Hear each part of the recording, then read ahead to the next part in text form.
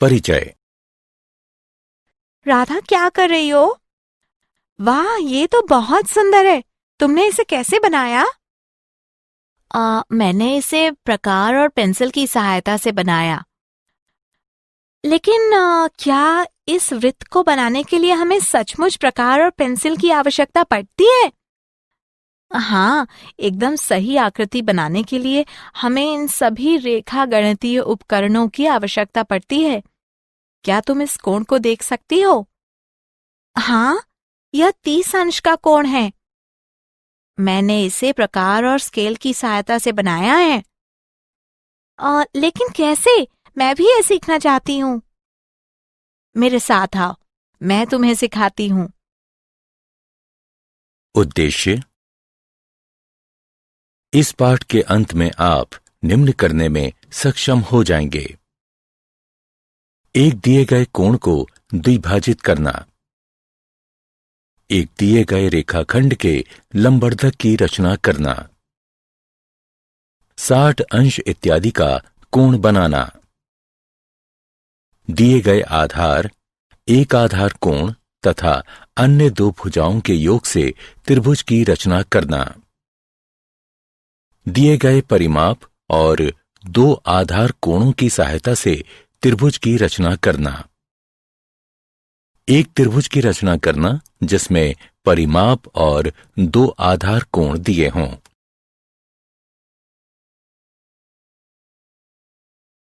परिभाषा। रेखा गणित में रचना से तात्पर्य आकृतियों, कोणों और रेखाओं को सही सही बनाने से है। इन्हें हम प्रकार, अंशांकित पटरी और पेंसिल की सहायता से बना सकते हैं। कुछ रचनाओं में जहां माप लेने की भी आवश्यकता होती है, हम अंशांकित पटरी और चांदा का भी प्रयोग कर सकते हैं।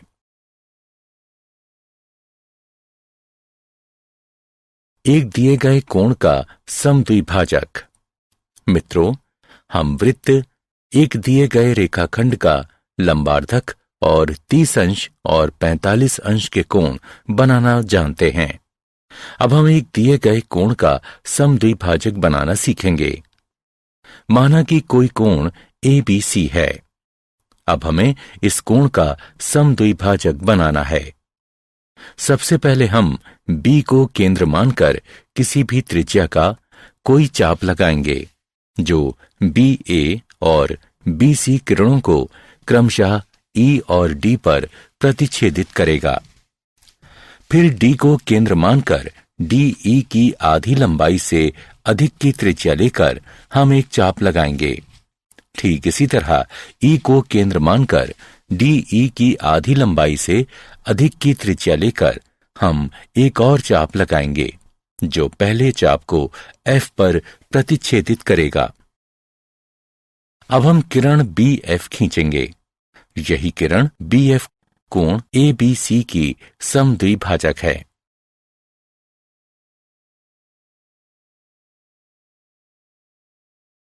हम कैसे कह सकते हैं कि BF एक कोण समद्विभाजक है? चलिए इसे सिद्ध करते हैं। DF और EF को मिला दीजिए। अब त्रिभुजों BEF और BDF में BE बराबर BD, क्योंकि ये एक ही चाप की त्रिज्या हैं। EF बराबर DF, क्योंकि ये भी बराबर त्रिज्या की चाप हैं। BF बराबर BF, जो कि दोनों में है। इसलिए SSS समरूपता नियम के अनुसार त्रिभुज BEF सर्वांग है त्रिभुज BDF के, जिससे हमें कोण EBF बराबर कोण DBF प्राप्त होता है। इसलिए BF एक कोण द्विभाजक है।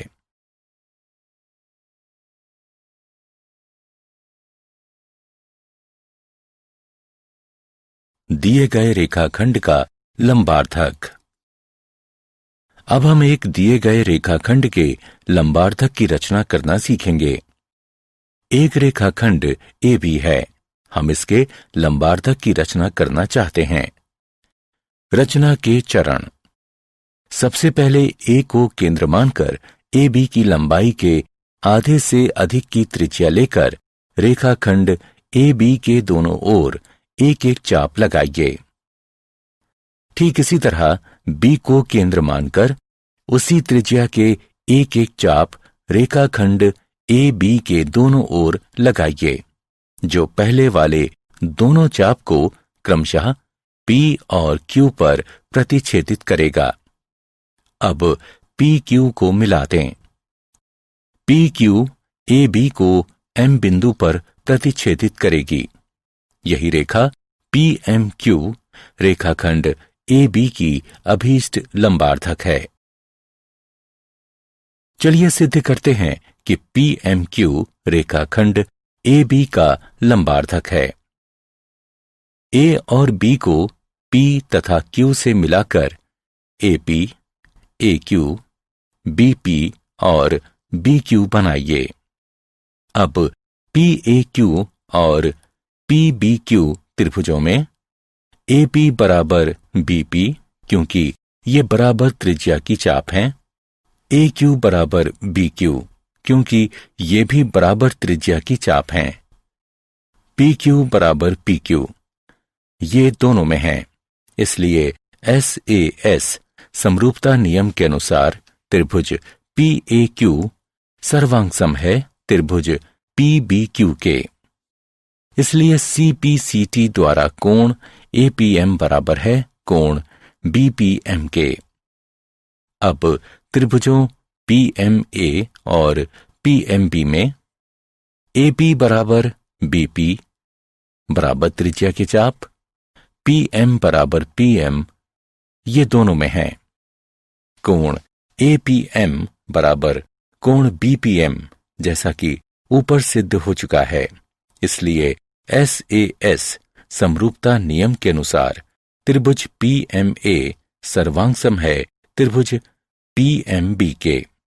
इसलिए ए एम बराबर बी एम और कोण पी एम ए बराबर कोण P M B C P C T के द्वारा। रैखिक युग्म अभिगृहित का प्रयोग करते हुए कोण पी एम ए जमा कोण पी एम बी बराबर 180 डिग्री, अथवा हम इसे ऐसे भी लिख सकते हैं कोण पी एम ए बराबर कोण पी एम बी बराबर 90 डिग्री। इसलिए पी एम जो पी एम क्यू है रेखाखंड ए बी का लंबार्धक है। 60 अंश का कोण। हम 30 अंश और 45 अंश के कोणों की रचना करना जानते हैं। अब हम किसी दी गई किरण के प्रारंभिक बिंदु पर 60 अंश के कोण की रचना करना सीखेंगे। एक किरण ए बी है जिसका प्रारंभिक बिंदु ए है। हम एक ऐसी किरण ए सी की रचना करना चाहते हैं जिससे कोण सी ए बी बराबर 60 अंश हो। रचना के चरण। ए को केंद्र मानकर किसी भी त्रिज्या का एक वृत्त का चाप लगाइए जो ए बी को किसी बिंदु पर प्रतिच्छेदित करेगा।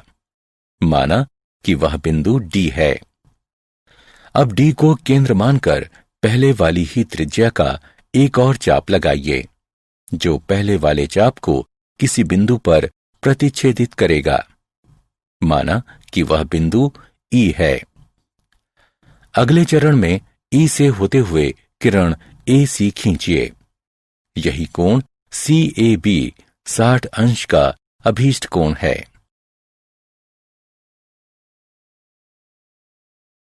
अब चलिए देखते हैं हम इस विधि से किस प्रकार 60 अंश का अभीष्ट कोण प्राप्त करते हैं। डी ई को मिला दीजिए। तब रचना के अनुसार ए ई बराबर ए डी बराबर डी ई है। इसलिए त्रिभुज ई ए डी एक समबाहु त्रिभुज है। त्रिभुज ई ए डी भी एक समबाहु त्रिभुज है क्योंकि कोण सी ए बी 60 अंश का है।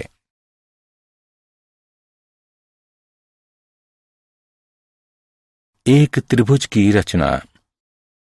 दिए गए आधार एक आधार कोण तथा अन्य दो भुजाओं के योग की सहायता से त्रिभुज की रचना करना। ABC कोई त्रिभुज है। BC जिसमें आधार B एक आधार कोण और AB जमा AC त्रिभुज ABC की अन्य दो भुजाओं का योग है। हमें त्रिभुज ABC की रचना करनी है। रचना के चरण। 1. आधार BC खींचें और बिंदु B पर दिए गए कोण के बराबर एक कोण XBC बनाएं। अगले चरण में किरण BX से AB जमा AC के बराबर एक रेखाखंड BD काटें। अब DC को मिला दें और कोण BDC के बराबर एक कोण DCY बनाएं। CY BX को प्रतिच्छेदित करेगी। यही त्रिभुज ABC हमारा अभीष्ट त्रिभुज है।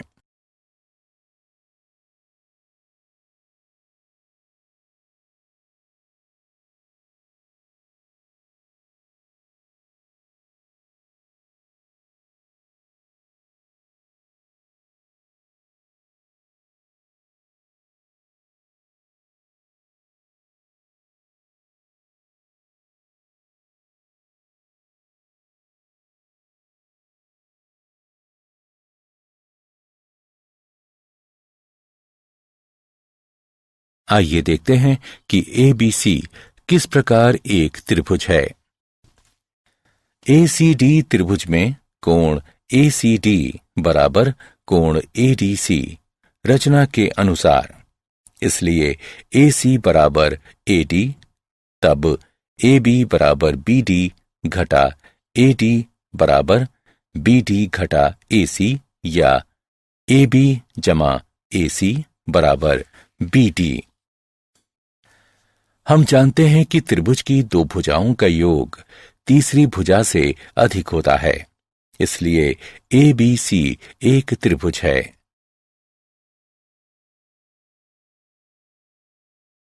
दिए गए आधार, एक आधार कोण तथा अन्य दो भुजाओं के अंतर की सहायता से त्रिभुज की रचना करना। आधार BC, आधार कोण B और दो भुजाओं का अंतर दिया गया है। यहां हमारे पास दो स्थितियां हैं। दो भुजाओं का अंतर या तो AB घटा AC होगा अथवा AC घटा AB होगा। हमें त्रिभुज ABC बनाना है। चलिए सबसे पहले पहली स्थिति का प्रयोग करते हुए त्रिभुज बनाते हैं, जब AB बड़ा है AC से और AB घटा AC दिया हुआ है। रचना के चरण। सबसे पहले आधार BC खींचें और बिंदु B पर दिए गए कोण के बराबर एक कोण XBC बनाएं। अब किरण BX से AB घटा AC के बराबर एक रेखाखंड BD काटें। अगले चरण में DC को मिला दें और DC का लंबार्धक PQ खींचें। इसे BX को एक बिंदु A पर प्रतिच्छेदित करने दें। AC को मिला दें। यही ABC हमारा अभीष्ट त्रिभुज है। चलिए अब दूसरी स्थिति का प्रयोग करते हुए त्रिभुज बनाते हैं, जिसमें AB छोटा है AC और AC घटा AB जो दिया गया है। रचना के चरण।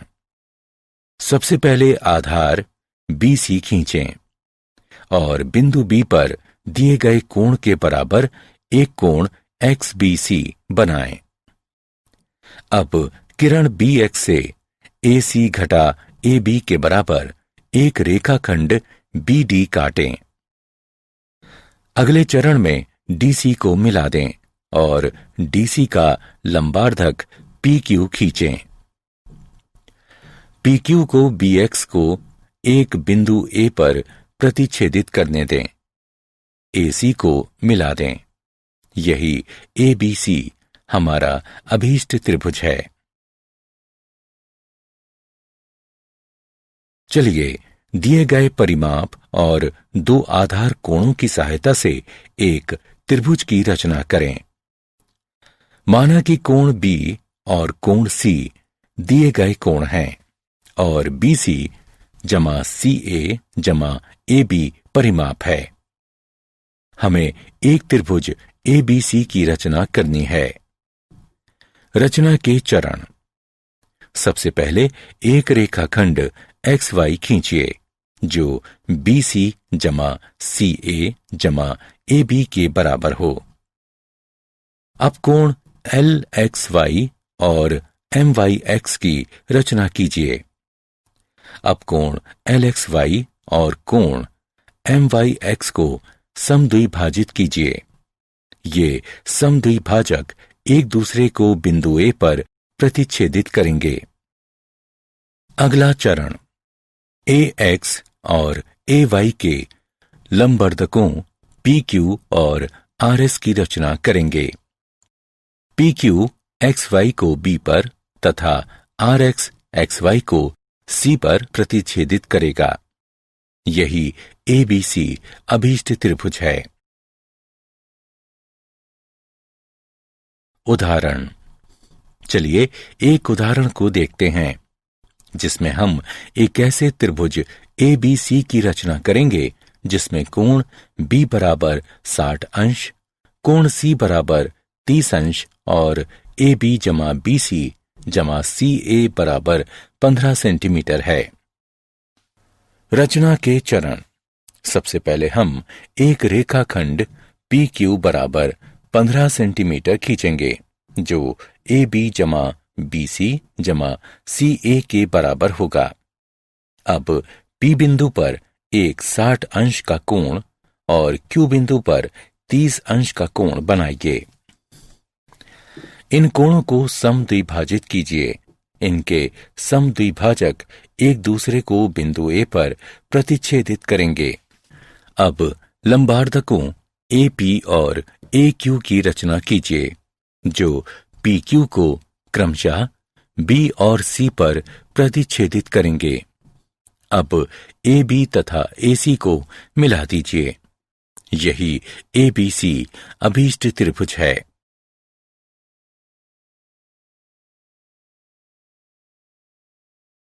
क्या आप जानते हैं जियोमेट्री शब्द ग्रीक शब्द जियो जिसका तात्पर्य है पृथ्वी तथा मैट्रिया जिसका तात्पर्य है मापना से बना है। अंक गणित के साथ साथ रेखा गणित भी पूर्व आधुनिक गणित के दो क्षेत्रों में से एक थी। प्राचीन मिस्रवासियों ने 3000 ईसा पूर्व पहले रेखा गणित का प्रयोग किया था। उनके बहुत सारे सूत्रों में से वृत्त का लगभग सही क्षेत्रफल निकालने का सूत्र भी था। अपने अद्भुत रेखा गणितीय कार्यों के कारण रेखा गणित का पिता प्रायः 300 ईसा पूर्व के मिस्र के यूक्लिड नाम के गणितज्ञ को कहा जाता है। उसके किए गए कार्यों में इतने प्रभावी तत्व थे जो 20वीं शताब्दी के आरंभ तक उन गणित की किताबों में रहे जिनका प्रयोग पढ़ाने के लिए किया जाता था। यदि AB जमा AC BC से कम या बराबर है तो किसी भी त्रिभुज की रचना संभव नहीं है।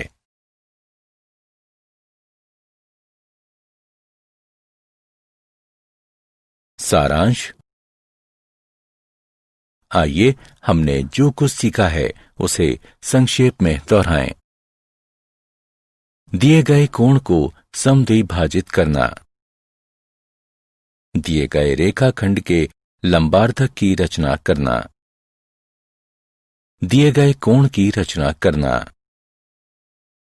दिए गए आधार एक आधार कोण तथा अन्य दो भुजाओं के योग की सहायता से त्रिभुज की रचना करना, दिए गए आधार एक आधार कोण तथा अन्य दो भुजाओं के अंतर की सहायता से त्रिभुज की रचना करना,